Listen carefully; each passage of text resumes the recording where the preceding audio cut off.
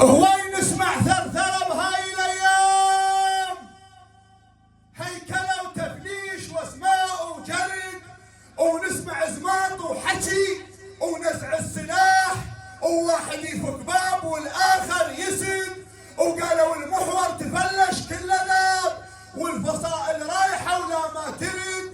صابرين نيوز ما اخلف كلام، لما ننشر خبر خلك مستي. صابرين نيوز ما اخلف كلام، لما ننشر خبر خلك مستعد. بزود ابو محمد رضا لا حد يخاف، السيد السستاني مرجع مجتهد.